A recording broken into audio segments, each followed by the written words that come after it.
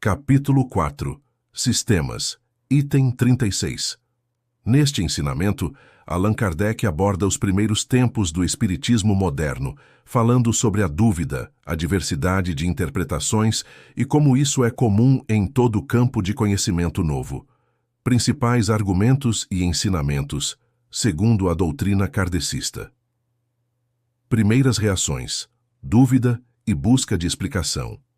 Quando os fenômenos espíritas começaram a acontecer, ou voltaram a ser comentados recentemente, a reação inicial das pessoas foi desconfiar. Será que isso é real? Se for, de onde vem? Diversidade de interpretações. Após constatar que os fenômenos realmente existiam, por testemunhos sérios e experiências pessoais, cada pessoa passou a explicá-los à sua maneira, levando em conta sua própria crença, conhecimento e até preconceitos. Naturalmente, surgiram várias teorias e sistemas tentando dar sentido a tudo isso. Críticas e argumentos dos adversários. Alguns críticos do espiritismo usaram essa diversidade de ideias como motivo para desacreditar a doutrina, alegando que até mesmo os espíritas não se entendiam sobre o que estavam vivendo e estudando. Ciência nascente sempre enfrenta incerteza. Kardec rebate que isso é comum a qualquer ciência no começo. Tudo que é novo enfrenta dúvidas, incertezas e diversas interpretações, até que se estudem e se organizem melhor os fatos. Com o tempo, as ideias mais apressadas vão desaparecendo e se estabelece uma base comum nos pontos principais. O espiritismo progrediu mais rápido que outras ciências.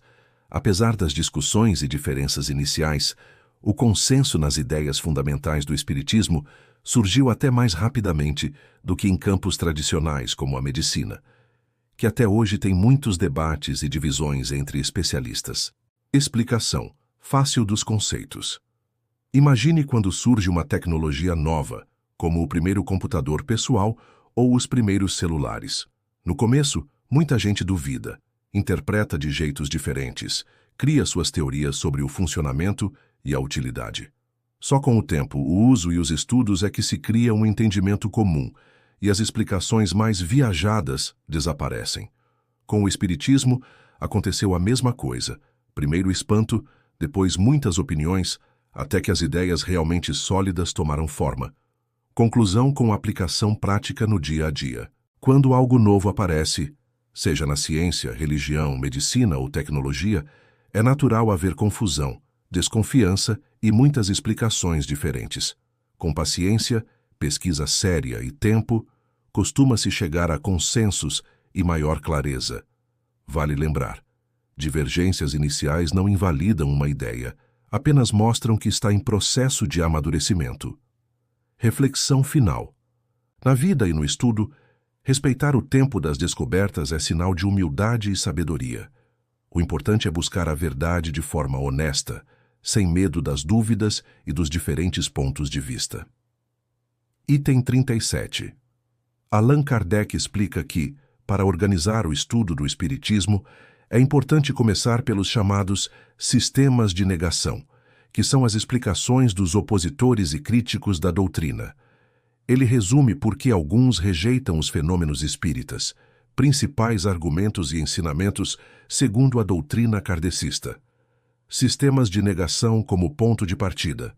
Para facilitar o estudo do desenvolvimento das ideias espíritas, Kardec coloca primeiro os argumentos dos que negam os fenômenos, ou seja, os adversários do espiritismo. Refutação já feita. Essas objeções já foram rebatidas em outras obras importantes, como O Livro dos Espíritos, uma introdução e conclusão, e O que é o Espiritismo. Por isso agora Kardec apenas lembra os fundamentos. 2 tipos de fenômenos espíritas: efeitos físicos, acontecimentos materiais, como objetos se movendo sem explicação aparente. Efeitos inteligentes, mensagens ou respostas que demonstram intenção e inteligência. Razão da negação. Quem não acredita em espíritos, geralmente porque só dá valor ao que é físico e material, tende a recusar a existência dos chamados efeitos inteligentes. Quando tenta explicar os efeitos físicos, busca respostas conforme sua visão de mundo, geralmente negando qualquer causa espiritual. Classificação dos argumentos em sistemas. Segundo Kardec, os argumentos usados pelos adversários do espiritismo podem ser agrupados em 4 sistemas principais, que serão detalhados adiante. Explicação. Fácil dos conceitos. Se uma pessoa não acredita em nada além do que pode ver ou tocar, ela costuma ignorar qualquer explicação que envolva algo espiritual.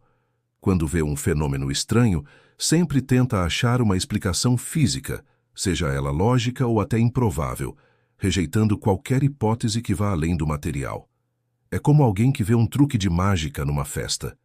Quem não aceita a possibilidade de algo misterioso, logo pergunta sobre fio invisível, ímã, vento ou qualquer explicação puramente física, ignorando que pode existir algo além. Conclusão com aplicação prática no dia a dia. É natural que, ao lidar com ideias novas, surjam objeções e opositores, principalmente se a ideia desafia o que está estabelecido como verdade. Entender os diferentes pontos de vista, inclusive os críticos, é importante para amadurecer o debate, fortalecer argumentos e ampliar a tolerância. Reflexão final. Você já rejeitou algo diferente só porque não cabia nas suas crenças ou experiências anteriores? Que tal, antes de descartar uma ideia nova, investigar seus fundamentos com honestidade e abertura? Muitas vezes, dialogar com opiniões contrárias ajuda a reforçar ainda mais nossa busca por compreensão e verdade. Item 38. Sistema do charlatanismo. Entre os antagonistas do espiritismo, muitos atribuem aqueles efeitos ao embuste, pela razão de que alguns puderam ser imitados. Segundo tal suposição, todos os espíritas seriam indivíduos iludidos e todos os médiuns seriam enganadores, de nada valendo a posição, o caráter, o saber e a honradez das pessoas. Se isto merecesse resposta, diríamos que alguns fenômenos da física também são imitados pelos prestidigitadores, o que nada prova contra a verdadeira ciência. Demais, pessoas há cujo caráter afasta toda suspeita de fraude, e é preciso não saber absolutamente viver e carecer de toda a urbanidade para que alguém ouse vir dizer-lhe na face que são cúmplices de charlatanismo. Num salão muito respeitável, um senhor que se dizia bem educado, tendo-se permitido fazer uma reflexão dessa natureza, ouviu da dona da casa o seguinte: Senhor, pois que não estáis satisfeito, à porta vos será restituído o que pagastes. E com um gesto, lhe indicou o que de melhor tinha a fazer. Dever-se-á por isso afirmar que nunca houve abuso? Para crê-lo, fora mister admitir-se que os homens são perfeitos. De tudo se abusa, até das coisas mais santas. Por que não abusariam do espiritismo? Porém, o mau uso que de uma coisa se faça não autoriza que ela seja prejulgada desfavoravelmente. Para chegar-se à verificação que se pode obter da boa-fé com que obram as pessoas, deve-se atender aos motivos que lhes determinam o procedimento. O charlatanismo não tem cabimento onde não há especulação. Item 39.